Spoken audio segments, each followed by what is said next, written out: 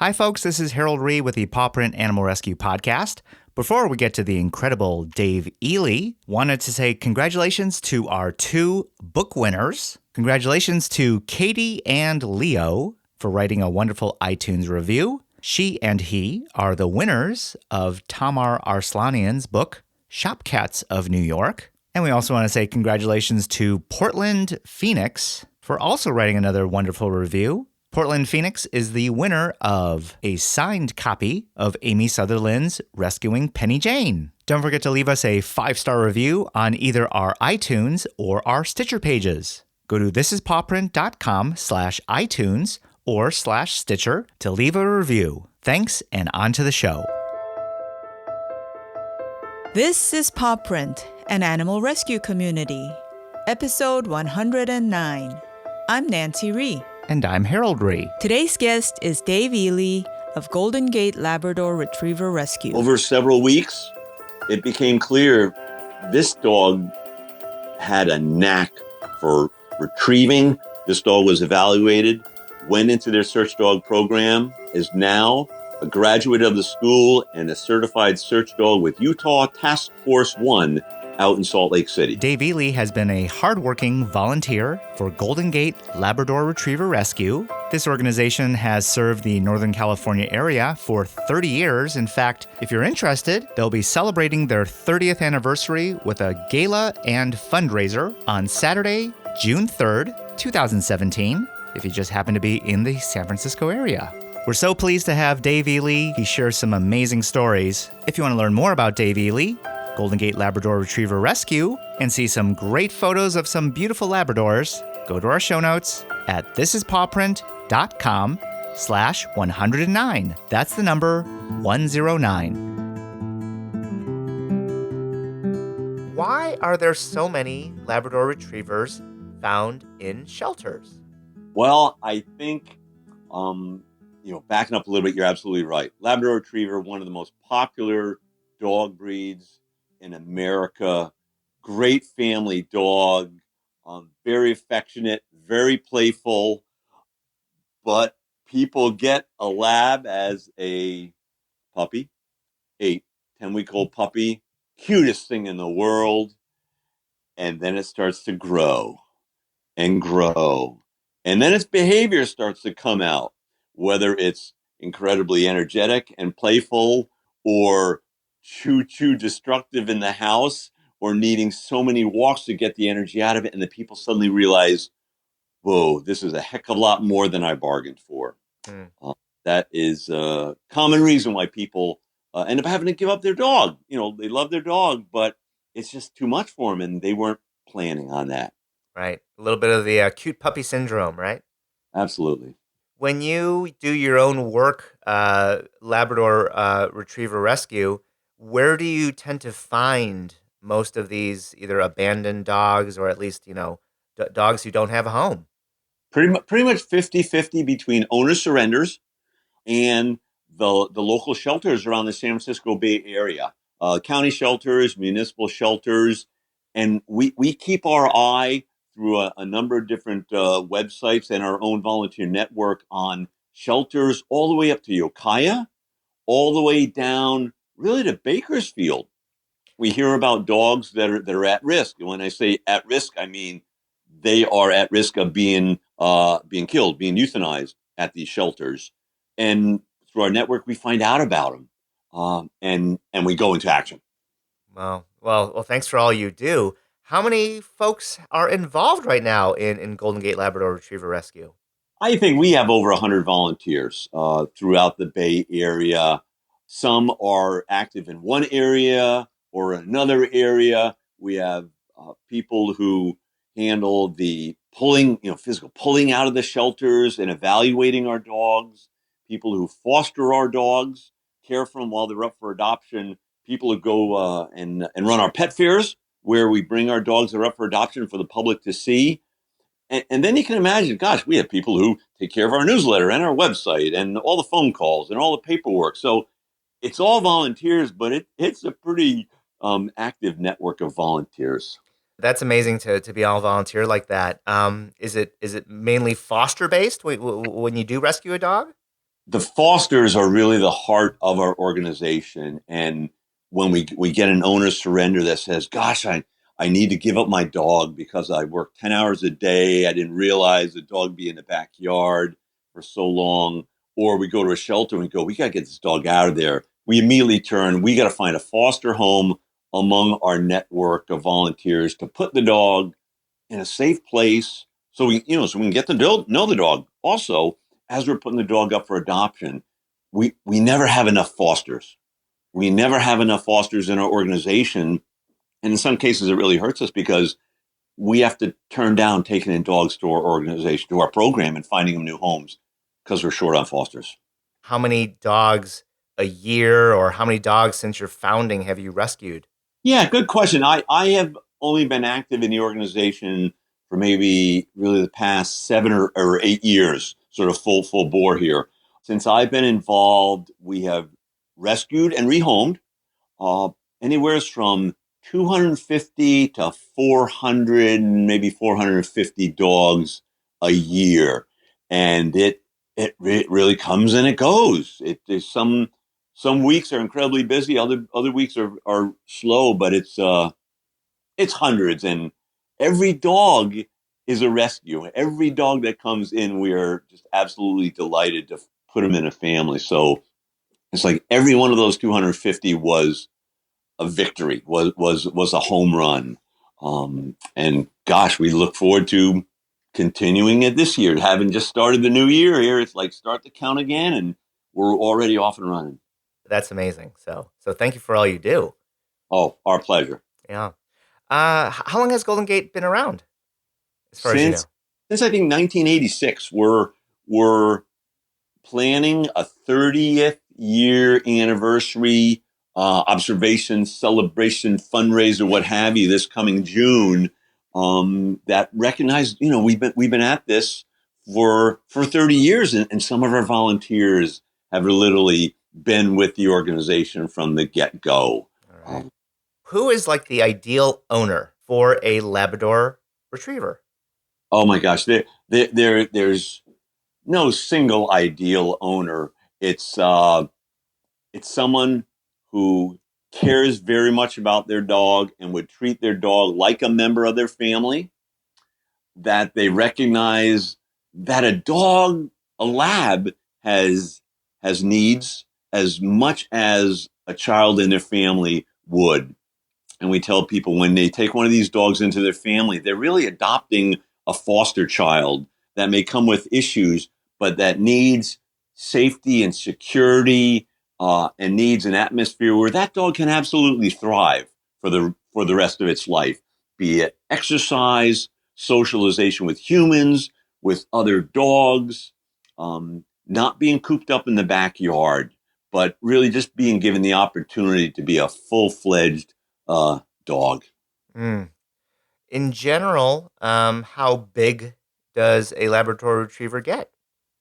How big do they get, or how big should they get?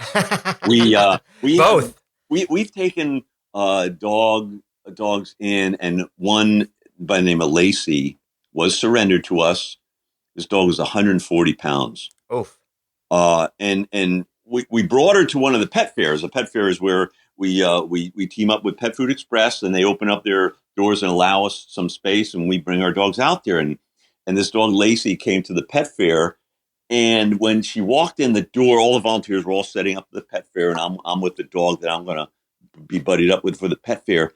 And this dog Lacey comes in. I turned to our volunteers. I said, I didn't know we fostered pot-bellied pigs. Exactly. And the other volunteers said, Dave, how can you insult this dog, Lacey? We had to help her get up onto the scale at Pet Food Express. She weighed in at 140 pounds.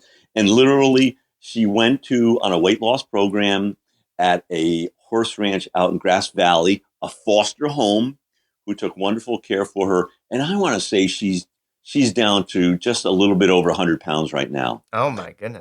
And matter of fact, she's on the cover of our 2017 calendar, and we've got a page dedicated to her. So should a lab be 140 pounds? Absolutely not. But there are some labs that are healthy and the right weight that have been 110 and 120 pounds. And there are other ones that are fully grown in great shape that are 65, 70 pounds. So it really depends on that specific dog. On average, what's their activity level? Any sort of special needs when it comes to social interaction, that type of thing?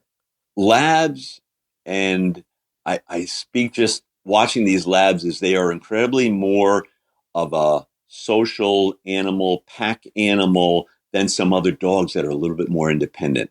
Labs want to be with their pack, to be with their humans, high energy level, especially when they're young. And young is from uh, 2 months old, 3 months old, up until 4, 5, maybe 6 years old. They are go, go, go. Some are more than others. Some are ball crazy. They will just chase the ball till they pass out uh, in just utter happiness. Others, they want to run and romp and play with other dogs. And it's really the most successful lab owner is the owner that gets that. That's going to take that dog and give that dog lots of exercise each day. It's not like, well, we'll go to the dog park once a week, or we're going to just go for 1 30-minute walk a day. That's a recipe for disaster with a lab. Right. It's not enough, right? Oh gosh, one of our slogans is a tired dog is a good dog. You take that dog out and you give it a good walk and exercise, and it comes back and it's like, I'm whooped and I'm happy and I'm headed to my bed now. I'll see you later. Right. You're like, success. That dog is crashed out for a couple hours. Its tail is still wagging, but it is happy and it is tired, and and then you're happy. That's great. That's great. Now, I also wanted to get your own experience. So, what percentage roughly of Labrador Retrievers truly do enjoy the water, or is it 100%? Now, it's not 100%. We've had a small, maybe 10% or less, that either the owners, the people that are surrendering the dogs to us, we ask them, hey, how's your dog with the water? They say, no, our lab doesn't like the water.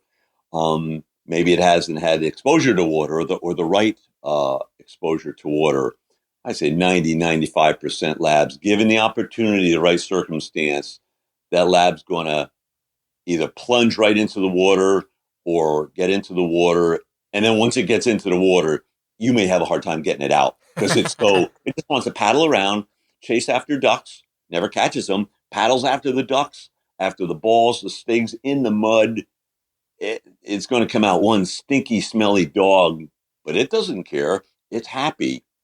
Yeah, that's really just a true joy to watch a lab in the water. Yeah, exactly. And they're such good swimmers. I mean, honestly. Oh, their tail. They have almost a thick tail at the base, and they're trucking along doing their dog paddle, and the tail is just a little rudder. It's just sort of waving back and forth, moving them through the water. It's a hoot. Okay. All right. Wow. Well, sounds like you really have a passion for dogs and for Labrador Retrievers. You want to maybe rewind the clock a little bit, to talk a little bit about your own experience with animals growing up. Oh gosh, born and raised in Connecticut. We had one dog growing up named Frisky.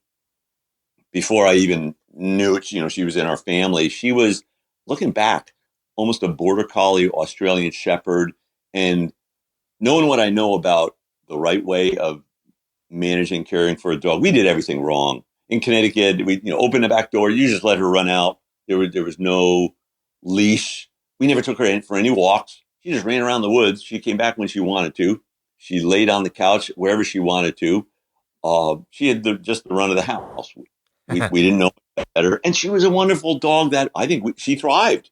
35 years later, didn't get a dog at all, till my wife saw a friend's lab, fell in love with it. We went to the East Bay Berkeley Humane Society and found then 6-year-old yellow lab Daisy back in the kennel, just this overweight, sad-looking dog that had been surrendered when a guy died, and the daughter came over, found the dog in his backyard that he had been breeding for puppies, lived on concrete her entire life. Oh. And we brought her into our home, and she was a fabulous dog, calm, zen dog.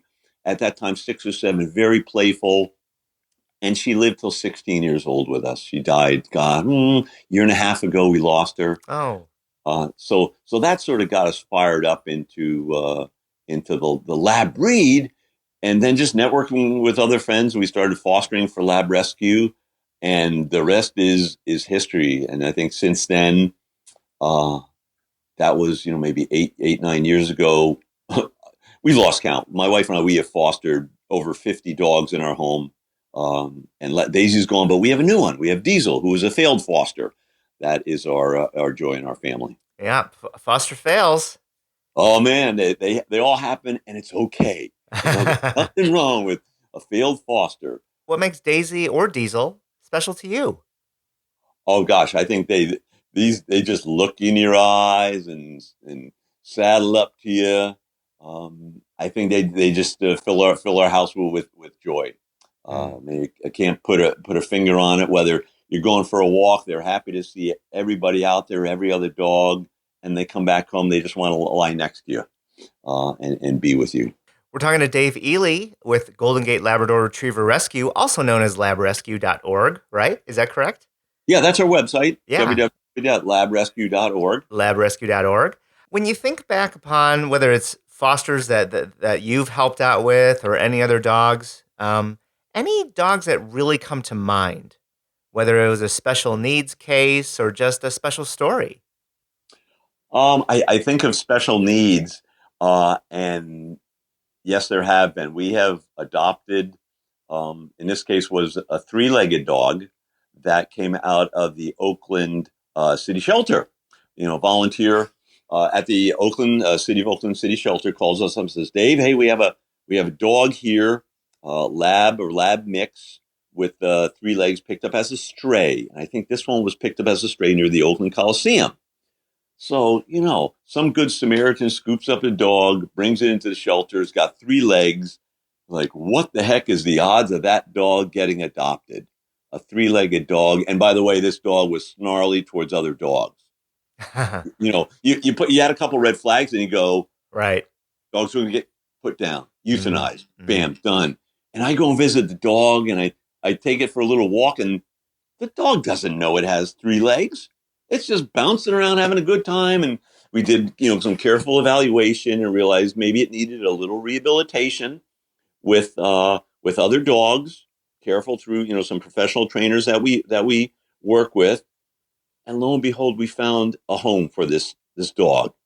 And now this dog is thriving in a home that loves it and that's caring for it. So we've gone from this dog at risk, found on the streets, 3-legged, didn't get along with other dogs, on the road to getting euthanized, change, boom. The dog is thriving for the rest of its life right now. And it's a great home. I'm like, knocked it out of the park again. Hey, we have another winner. Yeah. Thanks to the intervention and the help of your organization, right? Oh yeah. And it takes so many people. The person, the Good Samaritan that picks up the dog on the street, right? The shelter that takes the dog in, the volunteer at the shelter that goes, you know what? I'm going to go to bat for this dog. And I got one more story after this one on that same shelter. So you got the volunteer at the shelter that says, I'm going to get involved and I'm going to make a phone call here. They call Lab Rescue. Lab Rescue goes, let's get a volunteer over there. And now we got to get a foster home. So you start adding up, I'm at 5 people already and counting that it took to save this dog. And any one of those could have fallen through and the dog would have been dead for that. So second story, if you don't mind. Absolutely. Go right ahead. Same volunteer calls me up from the Oakland shelter. And this is within 2 or 3 months of the 3-legged dog. Got another dog here, another lab, beautiful black lab at the shelter. Can you come see him? Does not like other dogs. I'm like, great. All right, I'll go put myself at risk. Go meet the other dog, do an evaluation. Great dog, gets along with people. Yeah, has some socialization issues with other dogs. We pull it out. We put it with a professional trainer. And the trainer goes, wow, this dog is like ball crazy. I mean, ball crazy, nonstop. Over several weeks, it became clear this dog had a knack for retrieving and finding balls. If you'd hide a ball in a bush or under some stuff, the ball would go find it. We contacted the Search Dog Training Foundation down in Ojai, California. This dog was evaluated, went into their search dog program. By the way, I named him Merlin. The dog name was Merlin. Merlin is now a graduate of the school and a certified search dog with Utah Task Force 1 out in Salt Lake City. That is amazing. And Amazing. It is. And so I'm like, that's not a home run. That's a grand slam there. Here's a dog that at a municipal shelter was at risk. And only because a volunteer said, let me make a phone call, put the wheels in motion, that this dog went from rescued to rescuer, and is with a Frankie, the trainer with Utah Task Force 1, is now going to be called on for earthquakes, for floods, for other disasters, to go and look in rubble to find people. And Merlin is, in my mind, Merlin is a superstar dog. So that's one of the other stories I'm delighted to tell. Yeah, I mean, it's not too much of a leap. Literally, you saved Merlin, or you helped save Merlin's life, and Merlin, in turn, he's probably going to end up saving some lives over his career, right? Oh, absolutely. Absolutely. Yep. Yeah, amazing. Amazing story. Thank you for sharing that. Why do you do what you do? Gosh, maybe for one reason off the top of my head, God, dogs are so much better than people sometimes. They appreciate it so much more. And labs in particular, they live in the moment. They want to be happy. They want to make you happy. And it's a joy to save dogs, take them out of bad situations and find them good situations. For that, we're busy. There's a lot going on. It's hectic. But in the end, when we match a dog up with a family and do the handover, the official handover of the adoption, and you watch that family beaming, and that dog just landed in a great home, you go, it's all worth it. This makes it all worth it. There's so many dog rescue organizations out there that are doing the similar work that we are, that have that same experience. So, Lab Rescue, we've got some great volunteers and we're a close-knit organization, but it's just that opportunity to take care of dogs.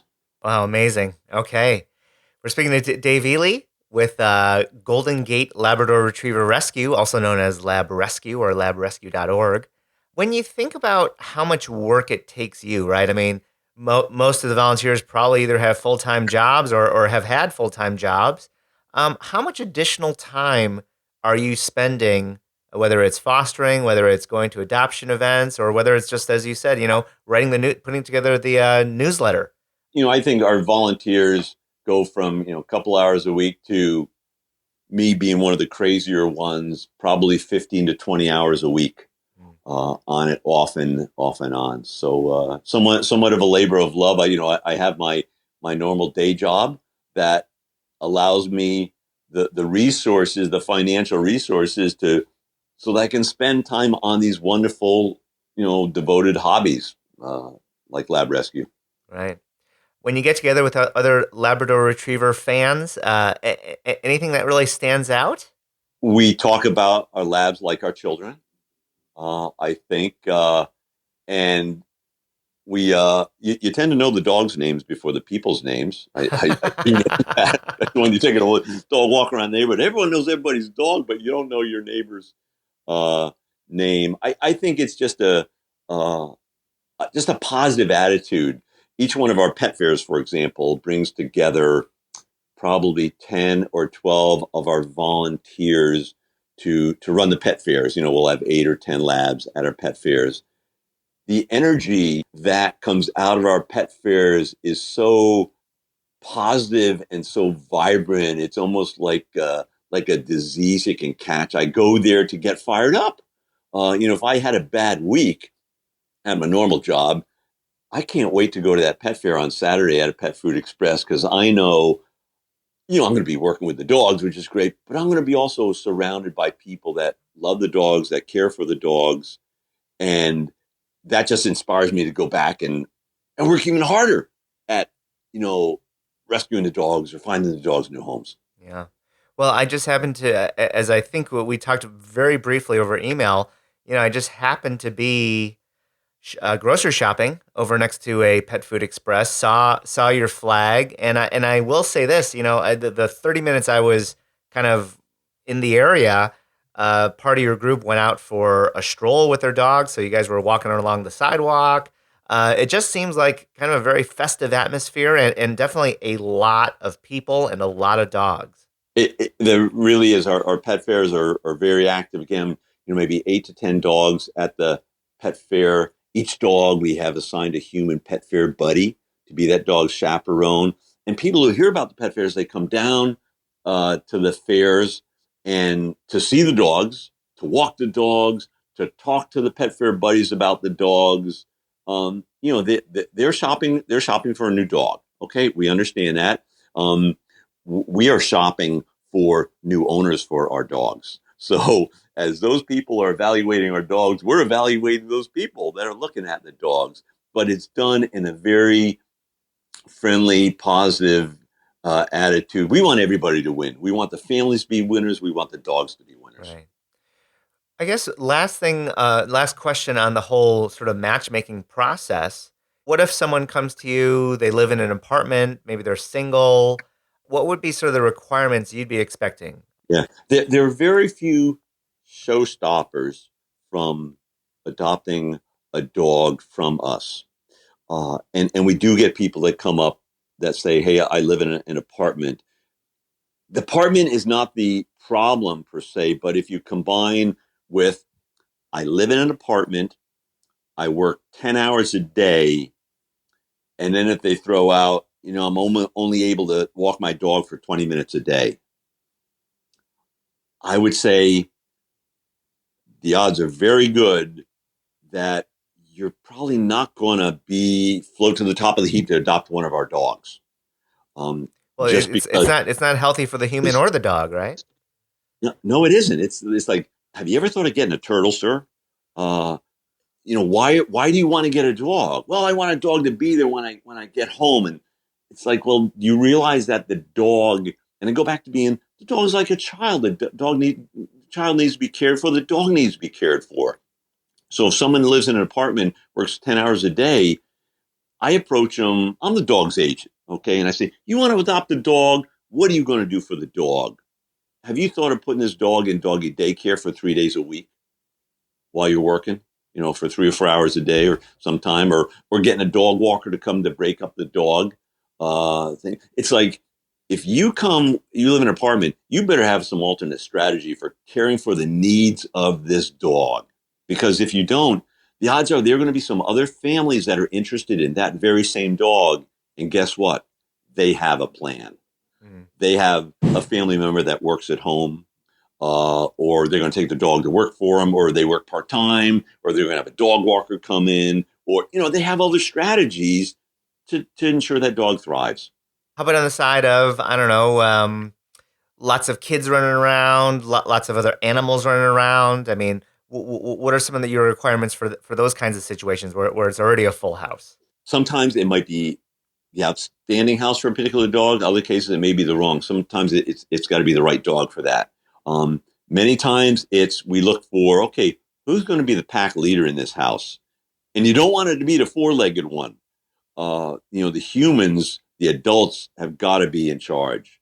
If the house is crazy and the existing dog is crazy, may not be a good match for add another dog in there that's only going to go, wow, this is great. I can be crazy too.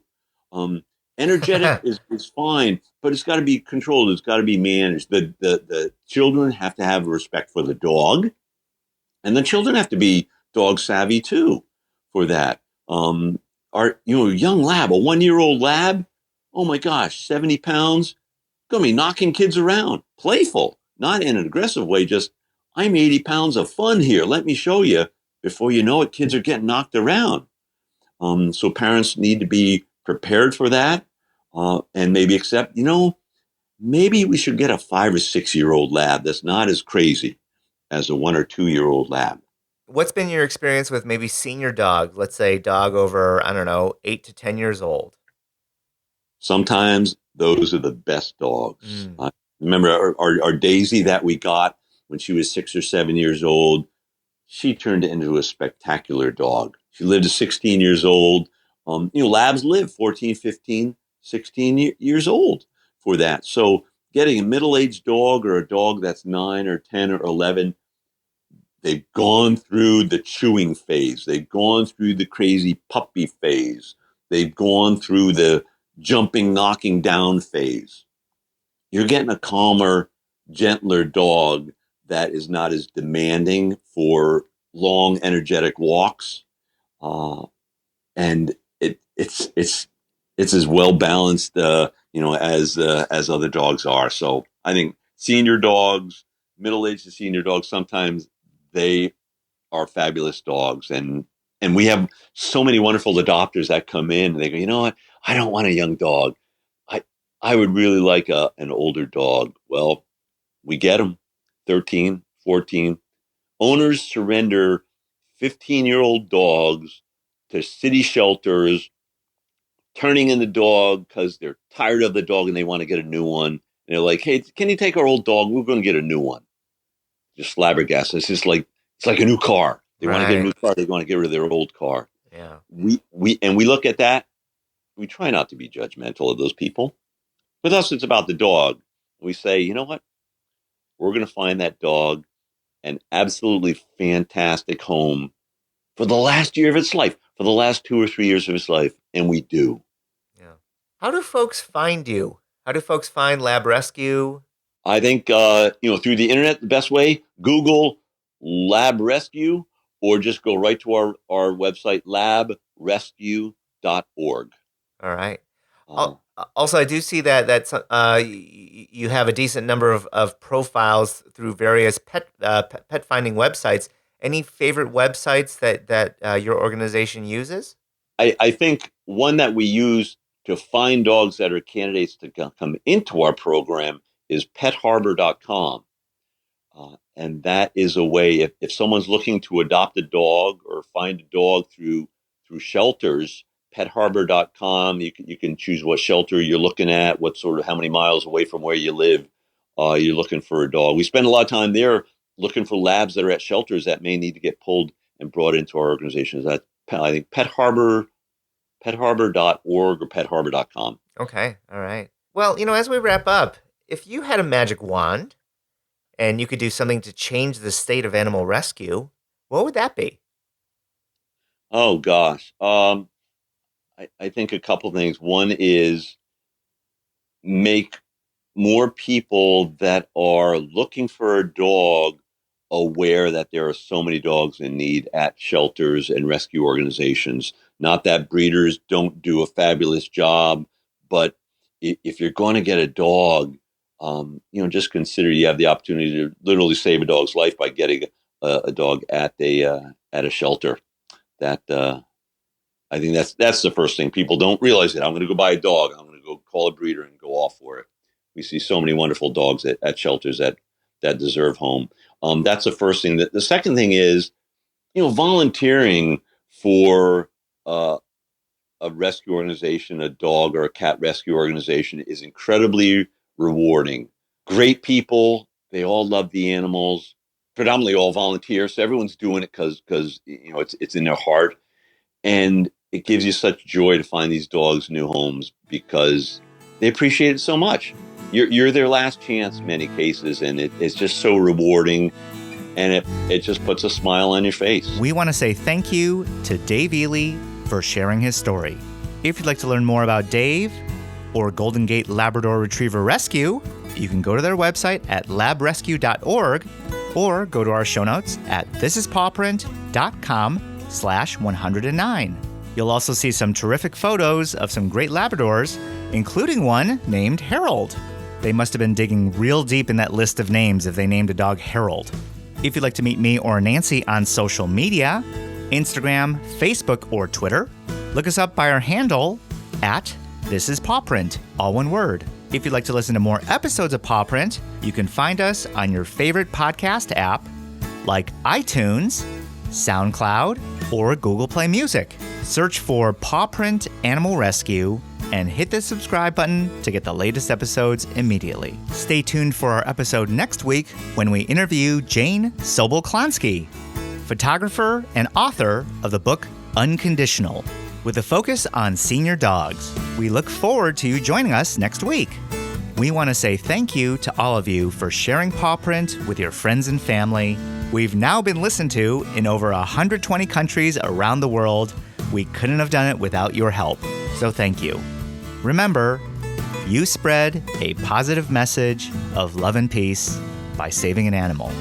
Have a great day, everyone, and see you next time on Paw Print. Paw Print is a production of EVER Education. You can't handle the truth.